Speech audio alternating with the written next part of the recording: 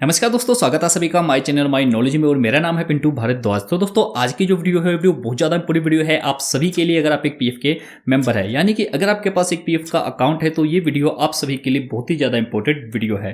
क्योंकि दोस्तों, जब भी आप ईपीएफओ के एक मेंबर बनते हैं तो ईपीएफओ आपको 3 बेनिफिट्स प्रोवाइड करती है। सबसे पहला है ईपीएफ यानी कि एम्प्लॉय प्रोविडेंट फंड, और सेकेंड है ईपीएस यानी कि एम्प्लॉय पेंशन स्कीम, और थर्ड है ईडीएलआई यानी कि employee deposit linked insurance scheme. तो दोस्तों, ये 3 स्कीम है जो आपको तब मिलता है जब आप एक ईपीएफओ के मेंबर बन जाते हैं। लेकिन दोस्तों, स्टार्टिंग के जो यहाँ पे 2 बेनिफिट्स है यानी कि ईपीएफ और ईपीएस, इन दोनों के बारे में बहुत से ऐसे पीएफ मेंबर है जिनको ऑलमोस्ट सबको पता है। और दोस्तों, ये जो ईडीएलआई है ये सबसे बेस्ट प्लान है इनका, सबसे बेस्ट स्कीम है इनकी। लेकिन इसके बारे में बहुत से ऐसे पीएफ मेंबर है जिनको मालूम नहीं है। तो दोस्तों, आज की इस वीडियो में हम डिटेल में बात करेंगे कि ईडीएलआई क्या चीज़ है और इसका बेनिफिट आप कैसे ले सकते हैं और इसमें क्या क्या बेनिफिट्स हैं। चलिए दोस्तों, तो अब हम बात करते हैं कि ईडीएलआई है क्या। तो दोस्तों, ईडीएलआई का जो फुल फॉर्म होता है वो होता है employee deposit linked insurance scheme. तो दोस्तों, यहाँ पे लिंक्ड इंश्योरेंस स्कीम इसको इसलिए बोला जाता है कि जैसे ही आप ईपीएफओ के मेंबर बनते हैं तो ये इंश्योरेंस आपको उसके साथ लिंक्ड होकर मिल जाता है। तो दोस्तों, इसको जो लॉन्च किया गया था गवर्नमेंट ऑफ इंडिया द्वारा 1976 में लॉन्च किया गया था। इसको लॉन्च करने का उद्देश्य सिर्फ इतना था कि जितने भी लोग प्राइवेट सेक्टर में जॉब करते हैं, सैलरीड पर्सन है, उनको एक इंश्योरेंस प्रोवाइड की जाए ताकि उस व्यक्ति की सर्विस के दौरान डेथ के बाद उसके ऊपर जितने भी फैमिली मेंबर डिपेंड है उनको एक अमाउंट दिया जाए उनको सपोर्ट करने के लिए। तो दोस्तों, आपके मन में एक क्वेश्चन जरूर आया होगा कि इस इंश्योरेंस स्कीम के लिए हमारी सैलरी में से कितना अमाउंट डिडक्ट किया जाता है। तो दोस्तों, आप सभी को बता देना चाहता हूं कि आपकी सैलरी में से कोई भी अमाउंट डिडक्ट नहीं होता है इस इंश्योरेंस कवर के लिए। इसका प्रीमियम जो पे करता है वो आपका एम्प्लॉयर पे करता है, और वो डिपेंड करता है कि आपकी बेसिक सैलरी प्लस डीए कितना है। यानी कि आपकी सैलरी प्लस डीए मिला के जितना अमाउंट बनता है उसका 0.50% आपका एम्प्लॉयर पे करता है। और आपकी बेसिक सैलरी की जो लिमिट रखी गई है वो 15,000 रखी गई है, यानी कि मैक्सिमम लिमिट 15,000 है। और अगर इस लिमिट के अकॉर्डिंग हम कैलकुलेट करें तो आपका जो एम्प्लॉयर है वो 75 रुपीज़ हर महीने इस स्कीम के लिए कंट्रीब्यूट करता है।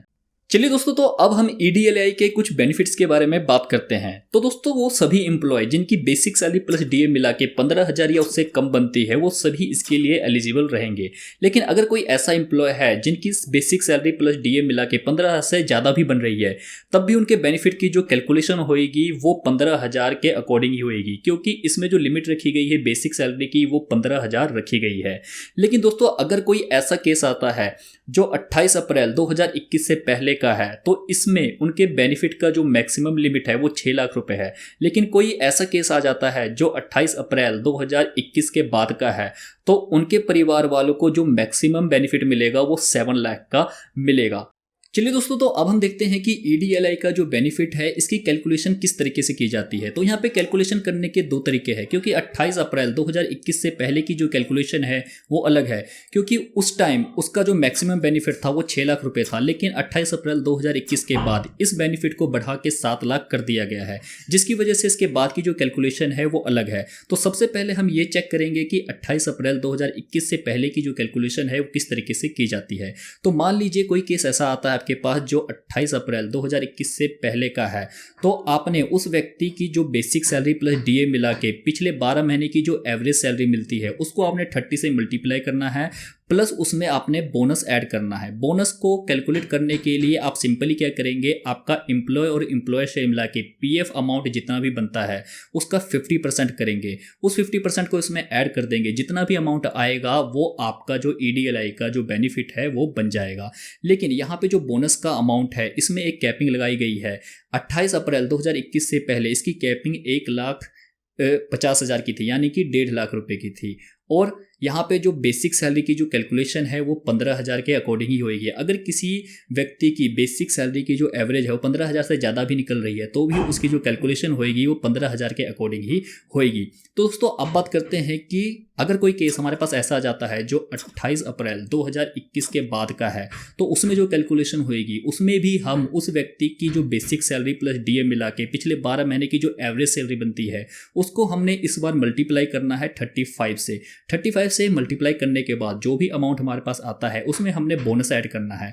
और बोनस को कैलकुलेट करने के लिए आप चेक करेंगे कि आपके उनके पीएफ अकाउंट में कितना अमाउंट है, यानी कि एम्प्लॉयर से मिला के कितना अमाउंट है, उसका एवरेज निकालेंगे पिछले 12 महीने का और उसको डिवाइड करेंगे 2 से, यानी कि 50% जितना भी आएगा आप उसमें ऐड कर देंगे। लेकिन इस बार यहाँ पे जो बोनस है उसकी जो लिमिट है वो 1,75,000 है, यानी कि 28 अप्रैल 2021 के बाद यहाँ बोनस की जो लिमिट है वो बढ़ा के 1,75,000 कर दी गई है, जबकि 1,50,000 पहले थी।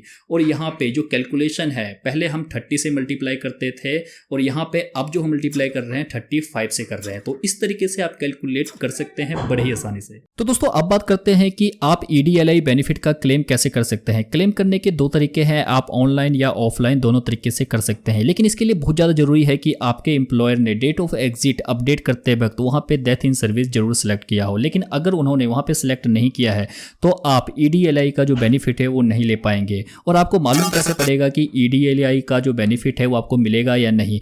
जब आप यहाँ पे लेफ्ट हैंड साइड पे अपने यूनिफाइड पोर्टल में आएंगे, यहाँ पे जहाँ पे आपको लॉगिन का ऑप्शन नजर आ जाता है, वहाँ पे आप अपने मेंबर का UN नंबर और पासवर्ड डालेंगे और यहाँ पे लॉगिन करेंगे। अगर यहाँ पे आपको एरर आ जाता है कि लॉगिन डिसेबल, तो इसका मतलब है कि आपके एम्प्लॉयर ने इस मेंबर की जो डेट ऑफ एग्जिट अपडेट करते वक्त तो वहाँ पे डेथ सेलेक्ट कर लिया है। उसके बाद आप यहाँ पे नीचे आएंगे तो यहाँ पे आपको इंपॉर्टेंट लिंक्स में आपको एक ऑप्शन मिल जाएगा, death claim filing by beneficiary. आप इसके ऊपर क्लिक करके आप यहाँ से ऑनलाइन अपना जो एप्लीकेशन है वो सबमिट कर सकते हैं। लेकिन इसके लिए बहुत ज़्यादा जरूरी है कि आपके मेंबर ने नॉमिनी को अपडेट किया हो, क्योंकि जिस नॉमिनी को यूनिफाइड मेंबर पोर्टल में अपडेट किया है वही नॉमिनी यहाँ से ऑनलाइन अप्लाई कर सकता है। क्योंकि जब आप यहाँ पे death claim filing by beneficiary पे क्लिक करते हैं तो आपके सामने यहाँ पे एप्लीकेशन फॉर्म ओपन हो जाता है, जहां से सिर्फ नॉमिनी ही यहाँ पे अप्लाई कर सकता है। क्योंकि यहाँ पे जो डिटेल मांगी जा रही है वो नॉमिनी की मांगी जा रही है। सिर्फ UN नंबर यहाँ पे मेंबर का डलेगा, बाकी सारी डिटेल यहाँ पे नॉमिनी की डलेगी। लेकिन अगर किसी मेंबर ने अपनी नॉमिनी को अपने यूनिफाइड पोर्टल में जाके अपडेट नहीं किया है तो दोस्तों आप सभी को बता देना चाहता हूँ कि बहुत ईजी है अपने नॉमिनी को अपने यूनिफाइड पोर्टल में ऐड करना।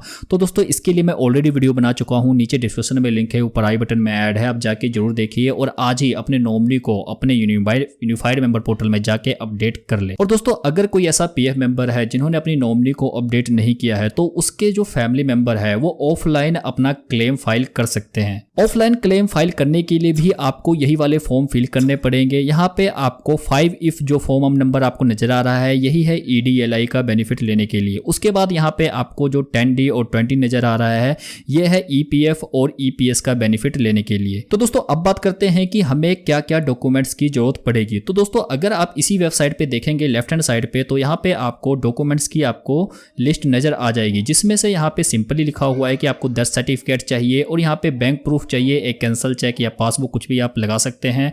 और यहाँ पे डेट ऑफ बर्थ प्रूफ भी चाहिए, जो बेनिफिशियरी है यानी कि जो नॉमिनी है, जो उत्तराधिकारी है, उसका एक प्रूफ भी यहाँ पे चाहिए डेट ऑफ बर्थ सर्टिफिकेट का। और इसके अलावा जो भी इंस्ट्रक्शंस है वो आपको यहाँ पे दी हुई है, आप यहाँ से देख सकते हैं। ऑनलाइन ऑफलाइन दोनों के लिए यही इंस्ट्रक्शन आपके काम आने वाला है। तो दोस्तों जैसे ही आप EDLI बेनिफिट के लिए क्लेम फॉर्म फिल कर देते हैं तो उसमें मैक्सिमम 30 डेज का टाइम लगता है और 30 डेज के अंदर अंदर ही आपका क्लेम सेटल हो जाता है और आपके अकाउंट में जो बैलेंस है वो ट्रांसफर कर दिया जाता है।